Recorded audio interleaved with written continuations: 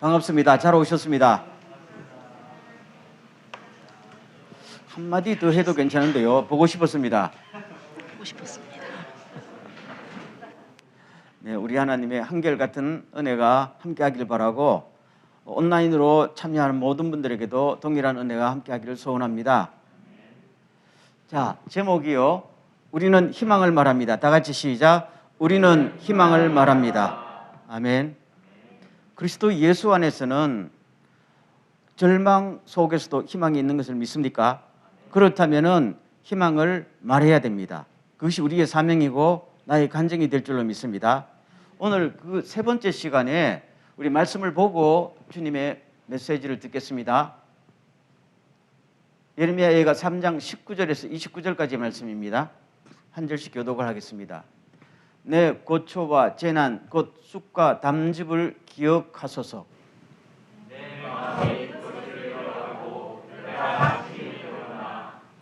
이것을 내가 내 마음에 담아두었더니 그것이 오히려 나의 소망이 되어사오면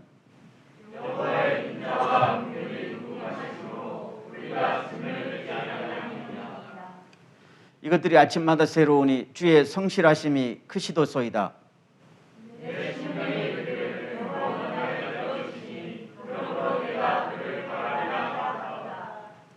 기다리는 자들에게나 구하는 영혼들에게나 여호와는 선하시도다.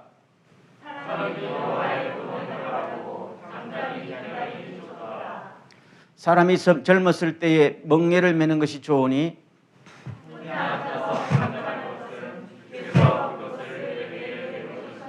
다 같이 그들의 입을 땅에 티끌에 댈지어다. 혹시 소망이 있을지로다. 아멘. 여러분, 예레미야라는 선지자 알지요? 예레미야라는 선지자가 예레미야 애가 이 말은 슬픔의 노래를 지었습니다. 그럼 예레미야의 상황을 여러분 대충 알겠지만은 나라가 망할 때입니다. 바벨론의 나라가 망할 때에 그 격변기에서 살았던 선지자. 그래서 하나님께서 메시지를 주시니까 사람들이 가서 전했지요. 그랬는데 좋은 소리 들었어요. 저놈이 나쁜 놈이다. 몰렸지요. 그러다 보니까 국가적인 재난, 개인적인 재난, 그리고 대단히 이 사람을 심각하게 위협했던 것은 영적인 혼란입니다.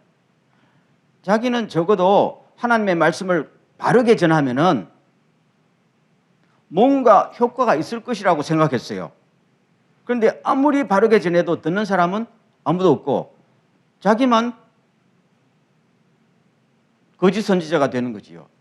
그럼 이 사람이 속에서 뭡니까? 내 신앙이 잘못됐는가?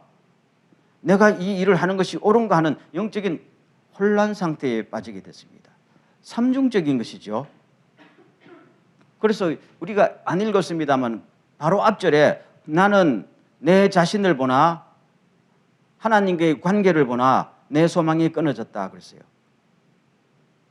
이게 무슨 고백인가 하면은 이제까지 하나님을 믿었는데 내가 믿었던 하나님이 없어졌다는 거잖아요.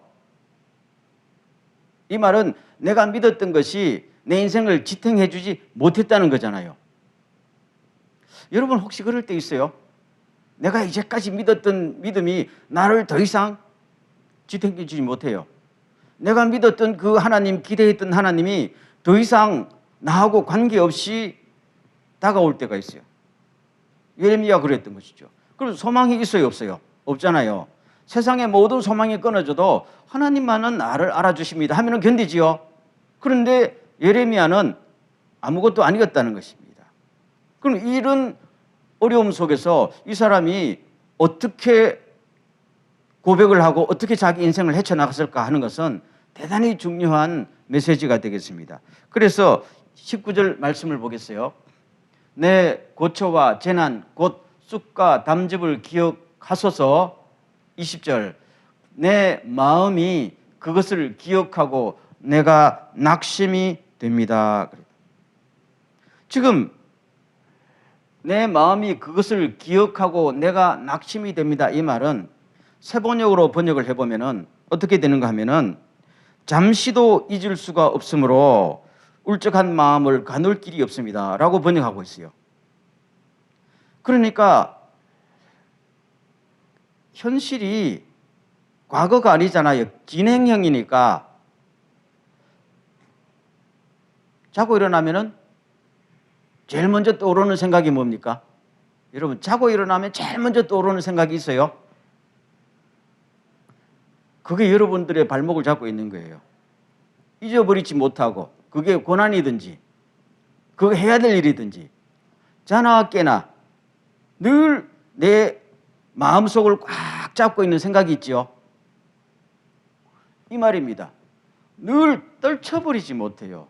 아무리 밥을 먹거나 아무리 웃으나 지금 이 문제가 해결이 안 되는데 뭐 무거운 추가 딱 달려있는 것 같단 말입니다. 그래서 잠시도 잊을 수 없으므로 이게 내한테 뭐가 된다고요? 낙심이 된다는 말입니다. 그냥 트라우마가 돼요. 그러니까 옛날처럼 살아갈 수가 없는 것이죠. 그런데 그 다음 기절이 중요합니다. 21절 다 같이 시작. 이것을 내가 내 마음에 담아 두었더니 그것이 오히려 나의 소망이 되었습니다. 반전이 나오지요. 그러나 그러잖아요. 절망에 빠졌는데 한 절 사이에 오히려 나의 소망이 되었습니다. 그 말입니다. 그러면 이 앞기절 보세요. 이것을 그렇죠. 21절 죄송합니다. 이것을 내가 내 마음에 담아 두었더니 그러잖아요. 이 말은 이 문제를 가만히 생각해 보니 그 말입니다. 생각해 보니까 이게 절망에 빠질 문제가 아니고 오히려 나에게 희망을 주는 상황이다. 이것을 발견했다는 것이죠. 그럼 여기에 대해서 여러분에게 묻고 싶어요. 아니 무슨 대답이 있는 건 아니고 여러분들은 살아가면서 출구가 없고 희망이 없을 때에 일어선 적이 있어요? 희망을 발견하고 힘을 얻고 일어선 적이 있어요? 그러면은 어떤 상황이 여러분들을 그렇게 바꿨을까요? 아니 주택복권이 당첨됐던가 이런 거 기적이 일어난 게 아니고 아무 기적도 안 일어나는데 자기가 묵상하면서 일어났다는 거잖아요. 그럴 때 있었어요? 끄덕끄덕 그러시네요. 이겁니다. 아니 외적인 환경이 바뀌면 누구는 못 일어나나? 그렇죠? 아무런 환경이 바뀌지 않고 점점 힘들어가는데 가만히 이 문제를 생각해 보니까 탁 일어났다는 거잖아요. 무엇이 그를 그렇게 만들었는가? 이게 오늘 우리에게 주는 대단히 중요한 희망의 메시지입니다. 그래서 말하잖아요. 오히려 나에게 소망이 있습니다 라고 반전이 되죠. 다시 한번요. 여러분에게 이런 반전이 삶 속에서 꼭 일어나야 됩니다. 일어나야 우리는 계속 갈 수가 있어요. 자, 그러면은 그 다음 기절을 보면 납니다. 22절 말씀 다 같이 시작. 여호와의 인자와 긍휼이 무궁하심으로 우리가 진멸되지 아니함이니이다. 이걸 깨달은 거예요. 그럼 여호와의 인자라는 말은 사랑입니다. 그것은 소위 인자하는 것은 우리가 늘 그리스 말로 아가페 하는 사랑입니다. 그냥 마음이 불타는 사랑 말고 이쁠 때는 사랑하고 미울 때는 미워하는 그 사랑 말고 변함이 없는, 일본말로 하면 가와리나이 타에나이, 변함도 없고 끝도 없는 사랑. 미국 사람들은 이걸 영어로 번역할 때 unfailing love 했어요. 절대로 실패할 수 없는 하나님의 사랑. 이거를 깨닫게 됐단 말입니다. 그럼 어떻게 깨닫게 됐을까요? 라고 물으면 뭐라고 대답해요? 한 번도 생각 안 해봤죠? 했는데 가만히 생각해 보자고요. 그냥 제 설교를 일방적으로만 듣지 말고 이 문제를 함께 한번 공감대를 형성해 보는 게 좋지 않아요?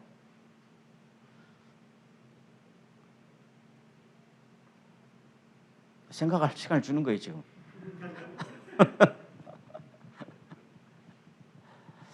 제가 생각해 보니까 그렇더라고요. 제 경험상 쭉 해보면 내가 이 절망 속에 있다는 것은 하나님이 나를 사랑하지 않는다는 증거일까? 라고 물어봤어요.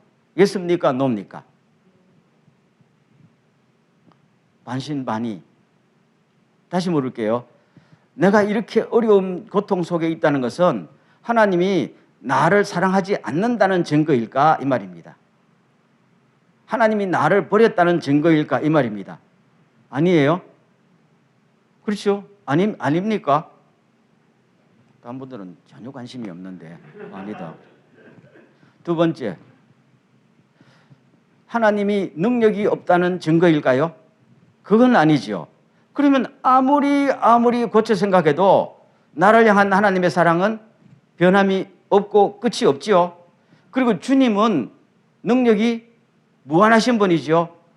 그러면은 내가 왜 이렇게 어려움을 당하느냐? 라고 해답을 찾아야죠. 그러면 해답이 뭐예요?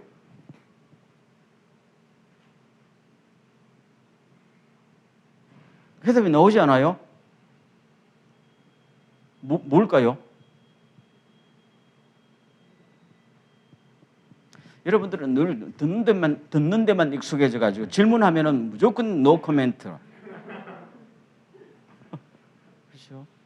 그렇다면은 하나님의 다른 플랜이 있겠죠. 이거는 달리 생각할 수 없잖아요. 하나님의 사랑도 변함이 없고 여전히 나를 사랑하시고 주님의 능력은 여전히 충만하시다면은 다른 뜻이 있겠지요. 그래서 가만히 묵상을 하다 보니까 만약에 하나님께서 나를 더 다음 단계로 훈련시키는 훈련이거나 그렇죠? 다른 쪽으로 인도하시는 주님의 다른 계획이라면은 나에게 소망이 있어요, 없어요? 있잖아요. 답은 정확하겠죠. 그러니까 이것을 깨닫고는 나에게 오히려 소망이 있습니다. 이제부터는 내 인생이 달라질 거란 말입니다. 그렇죠? 그런 소망이 있는 것이죠. 지금 현재는 고통이지만 이 고통 속에서 달라질 거란 말입니다. 나도 달라지고 국가도 달라지고 달라질 거란 말입니다. 그렇죠? 그러면서 이 사람이 자기 신앙의 껍질에서 알을 까고 나오는 거예요. 그래서 그 다음 기절을 보세요. 이것들이 아침마다 새로우니 주의 성실하심이 큽니다 라고 이야기합니다. 그리고 24절에 내 심령에 이르기를 여호와는 나의 기업이시니 그러므로 내가 그를 바랄 것입니다 라고 말했다는 말입니다. 그런데 요 내 마음속에 말하기를 이 말을 새번역에서는 뭐라고 번역하는가 하면요. 나는 평소에 늘 말했다. 하나님은 나의 몫이고 하나님은 나의 소망이다 라고 말했다는 겁니다. 이 번역도 괜찮아요. 그런데 내가 늘 말했듯이 하나님은 나의 몫이고 나의 소망입니다 라고 한다면은 자기의 신앙을 뭐해요? 재확인하는 것이죠. 우리 예수 믿는 사람들이 늘 그러죠. 하나님은 나의 소망입니다. 한번 따라해보겠습니다. 하나님은 나의 소망입니다. 하나님은 나의 소망입니다. 하나님밖에 없습니다. 하나님은 나의 전부입니다. 말하지요. 그런데 말은 다 해요. 늘 말해요. 그런데 끝이 안 보이고 앞이 안 보이는 절망 속에 있으면은 내가 말했던 것이 소용이 있나요, 없나요? 내가 말했던 대로 살았어요? 내가 늘 말하던 대로 극복했어요? 아니잖아요. 모든 것이 뒤죽박죽이 됐단 말입니다. 그래서 평소에 내가 말하던 고백하던 신앙이 도움이 안 됐는데 그래서 지금 다시 아까 말한 두 가지 질문을 다 겪으면서 하면서 묵상을 해보니까 내가 평소에 입버릇처럼 말하던 대로 절대로 살지 못했구나. 그러나 이 어려움 속에서 그것이 진실이구나. 정말 진실이구나 하는 것을 깨닫고 내가 전에는 말로만 했는데 이제는 확실히 알았습니다 하면서 일어서는 거지요. 여러분 우리가 진리를 몰라서 극복하지 못해요? 말씀을 몰라서 일어서지 못해요? 아닙니다. 그럼 말씀이 내 몸속에, 내 삶 속에 완전히 녹아서 힘이 되지 못하기 때문입니다. 그렇죠? 내 신앙 고백과 진짜로 내 신앙이 거리감이 있었다는 것입니다. 근데 이 어려움을 통해서 그것이 다 용해가 되어서 신앙 고백과 나의 신앙이 뭐가 됐어요? 하나가 되어버리니까 능력이 나타나는 것이죠. 스파크가 일어난다. 껍질을 깨고 나왔다는 이야기죠. 지금 이 고백을 하는 겁니다. 참 놀라운 고백이죠. 우리가 평소에 보면 다 예수 잘 믿어요. 예수 못 믿는 사람 누가 있어? 성경 읽고 이제 큐티 모임이거나 바이블 스터디 할 때 보면요. 너무 간증도 잘하고, 여러분 아닌가 보네. 간증도 잘하고 신앙도 있고 한데 딱 문제가 생기면은 신앙이 없는 사람처럼 살더라고.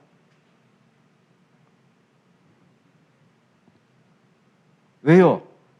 내 신앙의 언어와 내 신앙이 갭이 있었다는 이야기죠. 이걸 없애주는 게 뭡니까? 절망이에요, 절망. 절망 속에서 다시 한번 일어날 때 이것이 완전히 하나가 되어서 내 능력에 원천이 되어 있다. 이 놀라운 고백을 하는 것입니다. 그렇죠? 여러분, 이 껍질을 깬다, 한계를 돌파한다는 것은 대단히 중요한 것이죠. 우리가 냄비에 물을 끓일 때요, 어느 정도 끓여야 물이 벌벌 끓을까요? 어느 정도 열을 가해요? 90도까지? 100도요. 100도가 딱 차야 물이 끓어요. 그렇죠? 그게 뭐예요? 영어로 말하면 크리티컬 포인트예요. 그게 비등점이란 말이에요. 하다가 99도까지 그만두면 어떻게 해요? 안 끓어요. 거기 한계점을 돌파해야 끊는단 말이에요. 그래야, 그렇죠?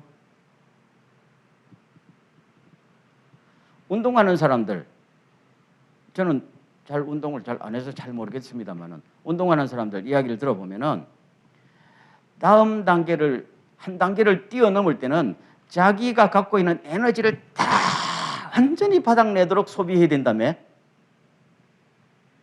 해봤는갑다. 그러더라고요. 더 이상 내 몸의 한계가 더 이상 이거 내 한계다 할 때 그거를 뛰어넘지 못하면은 절대로 다음 단계로 못 간다는 것이죠. 맞지요? 맞단 말입니다. 제가 늘 알아요. 제가 처음에 수십 년 전에 짐에 가서 할 때 나 그 옆에서 도와주는 사람이 그러더라고요. 이 들 때에 일단 12번씩만 드세요. 12번씩 들고 30초 쉬고 12번 들고 30초 쉬고. 수십 년 동안 저는 12번 이상을 들어본 적이 없어요. 그 사람이 가르치는 대로. 이게 아마추어입니까? 프로입니까? 아마추어지요. 프로는 뭡니까? 12번이라는 숫자에 매달리는 게 아니고 자기 육체의 한계까지 몰아붙여서 나아가는 거잖아요. 그래야 프로가 되는 거예요. 맞지요? 맞죠? 안 그러고 프로가 된 사람이 어디 있어요? 적당히 운동하면 안 되지요. 그러면 자기 육체의 한계치까지 몰아붙이면 몸은 거기에 뭡니까? 적응되게 돼 있단 말이죠. 믿음도 마찬가지입니다. 우리가 믿음이요, 다 예수 그리스도를 믿지만은 성경에 믿음의 분량이라는 말이 나와요. 믿음의 정도가 커요. 좀 틀려요. 그렇죠? 근데 하나님은요, 우리의 퍼스널 트레이너란 말입니다. 한 번만 더 들어라 이렇게 말해요. 늘 옆에서. 난 12번밖에 못 듣는데요. 한 번만 더 들어라. 13번 들고 나면 그 다음에 또 한 번만 더 들어라. 계속 그렇게 하면서 우리의 한계를 돌파하도록 가르쳐 주신단 말입니다. 여러분 그거 느끼지요? 믿음을 돌파해야 돼요. 믿음의 한계를 돌파해야 돼요. 우리는 늘 믿음의 한계 속에 있기 때문에 하나님을 새롭게 경험하지 못해요. 내가 전에 경험하던 하나님밖에 경험하지 못한다고요. 그렇죠? 우리는 믿음을 한계를 돌파할 때에 하나님이 새롭게 보이는 겁니다. 성경은 온통 그 이야기죠. 그렇죠? 아브라함부터 보십시오. 아브라함의 믿음의 한계 돌파했어요. 네 아들 바치라. 한계 좀 돌파하라는 말입니다. 그렇죠? 그런 말입니다. 욥 이야기도 말했지만 전에는 귀로만 들었는데 이제는 눈으로 봅니다. 한계를 돌파했기 때문에 하나님이 다시 보이는 것이고 다시 보이는 만큼 자기 인생이 넓어지고 세지는 거예요. 일꾼으로 쓰임 받는 거란 말입니다. 예레미야도 지금 그 이야기를 하는 거예요. 어디 예레미야 뿐이겠어요? 참 놀라운 말씀입니다. 그러면 여기서 하나 물어볼게요. 믿음의 한계라는 게 곧 뭐예요?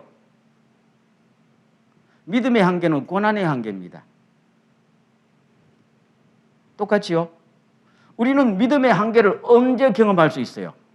여러분의 믿음의 한계가 왔다. 언제 경험해요? 고난이 오면 합니다.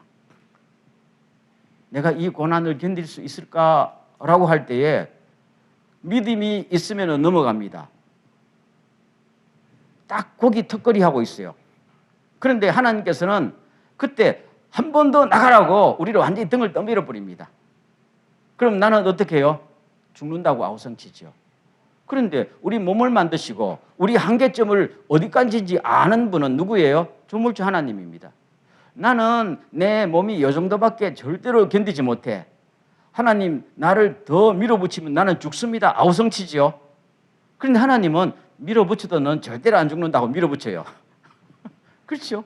그러면서 우리는 다음 단계로 탁 가게 돼요. 그걸 겪고 나면은. 지금 예레미야는 대단히 중요한 말씀을 하고 있다 하는 것입니다. 그래서 역사적으로 성경도 그렇고 많은 사람들의 이야기를 들어보면은 하나님의 새로운 은혜는 절망을 넘어선 곳에서 나를 기다리고 있었다라는 고백을 늘 합니다. 이게 한두 사람의 고백이 아니에요. 다시 한번 들게요. 하나님의 은혜는 절망을 넘어선 곳에서 기다리고 있습니다. 그렇죠? 바로 그 이야기를 하고 있어요. 예레미야도 그 이야기죠. 그럴 때에 하나님의 새롭고 놀라운 은혜를 받을 수 있는 그릇이 갖춰졌단 말입니다. 그래서 오늘 여기 보면은 하나님의 은혜가 아침마다 새롭습니다. 라고 했죠. 아침마다 새로운 은혜를 늘 경험해 간 거예요. 주님과 더불어서.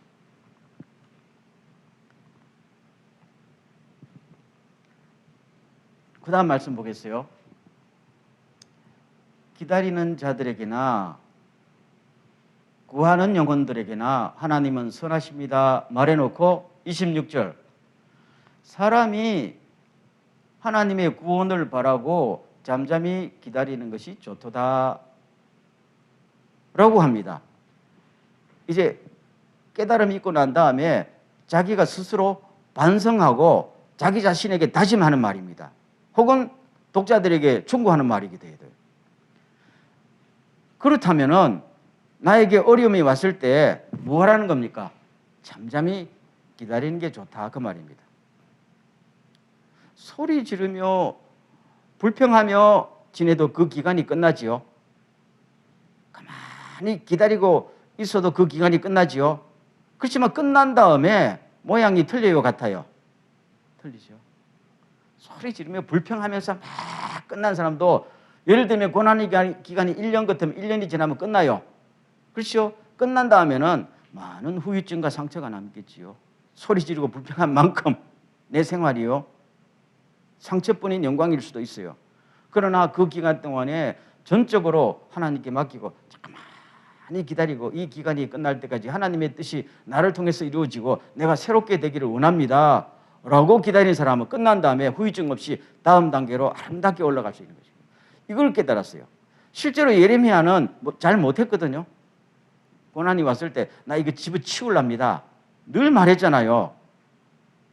집어치워버랍니다. 왜 나를 선지자로 불렀어요?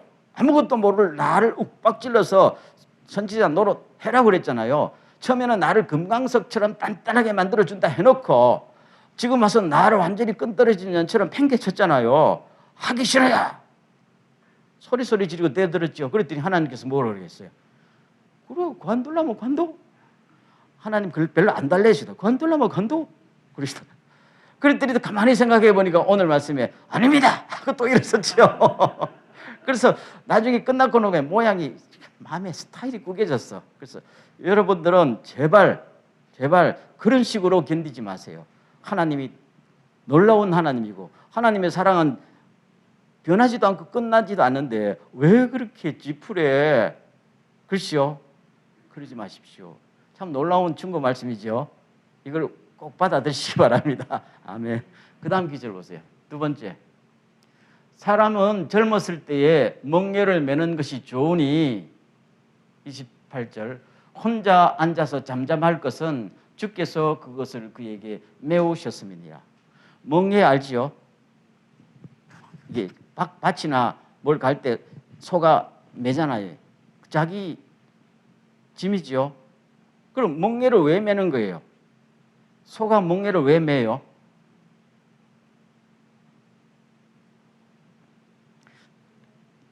나 갑자기 이렇게 질문하니까 여러분 가만히 있어. 소가 멍에를 매는 이유는 아니 놀러 가려고 매요? 일하려고 매는 거예요. 소는요. 일하려고 매요. 그럼 하나님께서 우리에게 멍에를 메워 주시죠. 여러분들 다 멍에를 조금씩 메고 있어요. 좋은 의미든 나쁜 의미든지. 그렇죠? 멍에를 매는 것은 일하려고 하는 겁니다. 일할 때 보람이 있고 일할 때 쓰임 받는 거잖아요. 근데 멍에가 무겁단 말입니다. 무거우니까 안 멜래요, 벗을래요. 그러다 보면은 일 못하지요. 아니 소가 멍에 안 매면 어디로 가요? 푸주간으로 가지. 내 말 들렸나요? 일 못하는 소는 푸주간에 가서 사람에게 고기를 대지요. 일을 열심히 할 때에 소는 쓰임 받는 거죠. 그러면은 멍에를 하나님께서 나한테 매게 해줬다고 불평하면서 막 이러면은 안 된다는 말입니다. 멍에는 고난이니까 하나님께서 멍에를 매면은 주님 이것도 나를 일꾼으로 쓰시려는 하나님의 훈련이고 하나님의 은혜겠지요라고 잠잠히 매면서 그걸 누가 매게 해주셨다고요? 여호와께서 하나님께서 그에게 멍에를 매게 해주셨는데 그럼 하나님이 나한테 멍에를 주신 거는 벌입니까? 축복입니까? 축복이죠. 그거를 무겁다고 하면은 하나님께서 그래 너 멍에 맺고 멍에를 벗길까? 멍에를 벗기면 우리는 삶에 의의가 없는 거잖아요. 그래서 이걸 깨달은 거야. 자기가 선지자 노릇하다가 힘드니까 때려치우려 했는데 그게 아니었다는 말입니다. 그렇죠? 그래서 자기 스스로 앞으로는 잠잠하겠습니다. 기쁘게 매겠습니다. 참 놀라운 깨달음이죠. 세 번째, 다 같이 시작. 그대의 입을 땅에 티끌에 댈지어다 혹시 소망이 있을지어다. 입을 땅에 댄다는 말은 겸손해진다는 말입니다. 다 같이 따라하겠습니다. 내가 이렇게 살 사람이 아닌데 이렇게 하지 말고 어려울 때는 그냥 땅에 엎드리란 말입니다. 사람이 늘 자기 입을 땅에 대고 그렇게 사는 거 아니잖아요. 그럴 때도 이럴 때도 있는데 머리를 치켜들 때도 있고 땅에 입을 댈 때도 있어요. 그렇지만 멍에를 매니까 무거우니까 땅에 대지요. 그럴 때는 고개를 자꾸 쳐들면은 멍에를 제대로 매지 못해요. 오히려 그때는 이렇습니까 하고 겸손하게. 그렇죠? 낮아지고. 그렇다고 주님의 사랑이 떨어지는 것도 아니고 주님의 능력이 떠나는 것도 아니고 나라는 인생이 잘못되는 것도 아니잖아요. 그렇죠? 세 가지를 깨달은 거예요. 세 가지를 깨달은. 우리에게 이런 은혜가 있길 주 이름으로 간절히 축원합니다. 아멘. 마지막 말씀을 드릴게요. 우리가 살아가면서 조금 어렵거나 힘든 일이 오면은 잘 견디는 사람이 있고 절대로 못 견디는 사람이 있어요. 물론 성격 차이도 있고 살아온 성장의 배경 차이도 있고 인생관의 차이도 있지만은 특별히 오늘 신앙이라는 관점에서 보면은 왜 그렇게 차이가 날까라고 한번 생각해 보세요. 제가 보면 가장 큰 변수가 뭔가 하면요. 자기의 가치관 때문입니다. 내가 스스로 설정한 한계가 있어요. 여러분 살아가면서 여러분이 스스로 자기 인생의 울타리를 칩니다. 옛날에 가인이 성을 쌓듯이 울타리를 칩니다. 무슨 울타리인가 하면은 내가 경제적으로는 적어도 이 정도는 살아야 되고, 그렇죠? 내 남편과 아내는 이 정도는 이쁘고 잘생겨야 되고, 그렇죠? 우리 애들은 적어도 어느 정도 대학은 들어가야 되고, 그렇죠? 내가 나이가 40대고 50대면 이 정도는 안정권으로 들어가야 되고 하는 것이 우리도 모르게 설정이 돼 있어요, 없어요? 돼 있습니다. 계획은 안 세워도 마음속에 뭐예요? 이 사회가 그런 사회잖아요. 이 사회에 살다 보니까 나도 모르게 남들 사이에 살다 보니까 어느 정도 그것이 내 인생의 목적이다, 내 울타리를 딱 쳐져 있어요. 그러면서 우리는 기도합니다. 하나님, 이거를 이루어 주십시오. 내 울타리 안에서 안정권을 보장해 주십시오. 늘 그거 기도하는 거잖아요. 그런데 이게 울타리가 허물어지면 뭡니까? 주님 어디 계십니까? 딱 나오죠. 내 인생은 왜 이렇게 힘듭니까? 나오죠. 그런데 성경을 보면요, 하나님은 우리에게 그렇게 사는 걸 원치 않으셨어요. 항상 하나님과 함께하고 주님을 믿는 사람은 울타리가 없어요.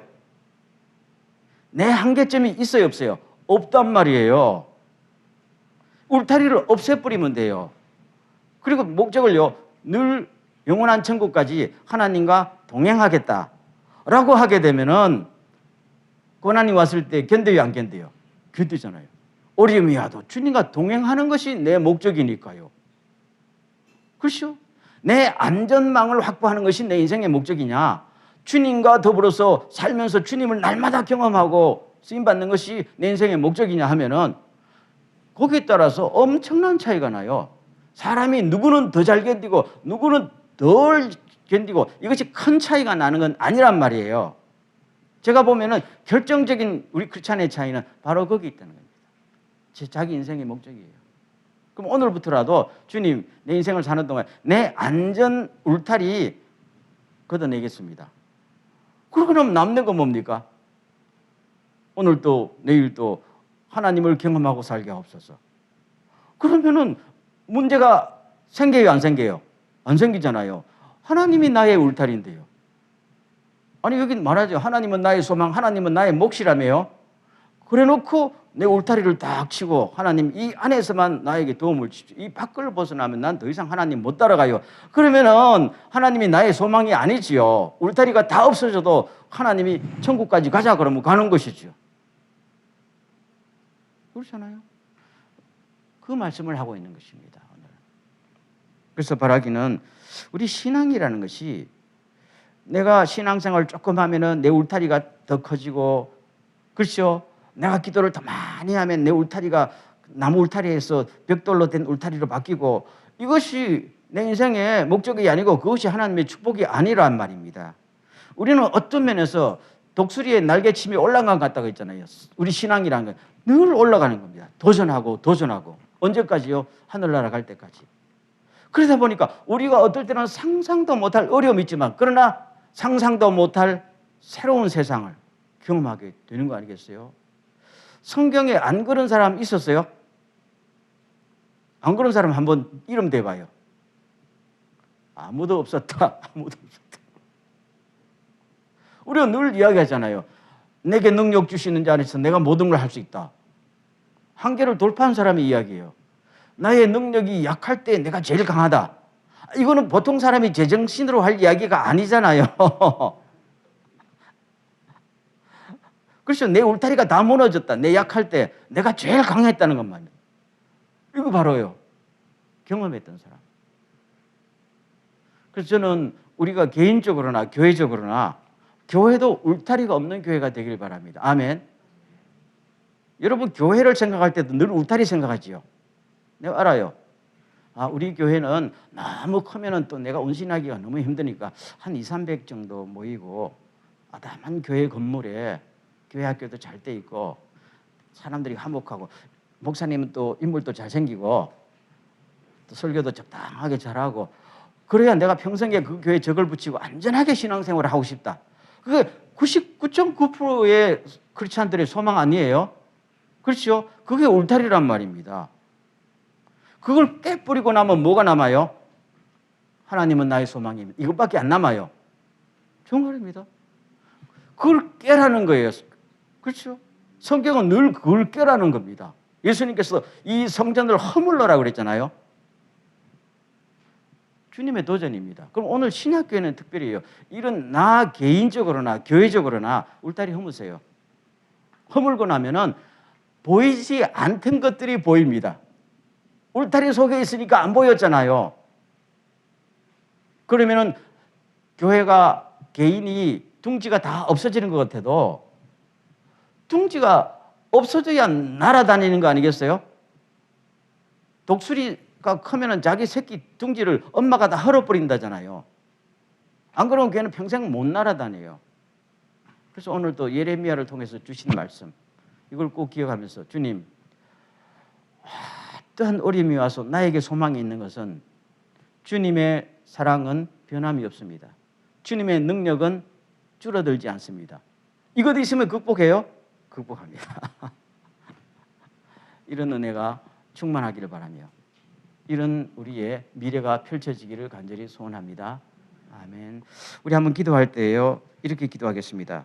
하나님, 나의 믿음의 한계점을 돌파할 수 있도록 나를 이끌어 주십시오 라고 기도하시고, 나아가서 하나님을 경험하는 멋진 삶을 허락하여 주십시오 라고 한번 동성으로 기도하겠습니다.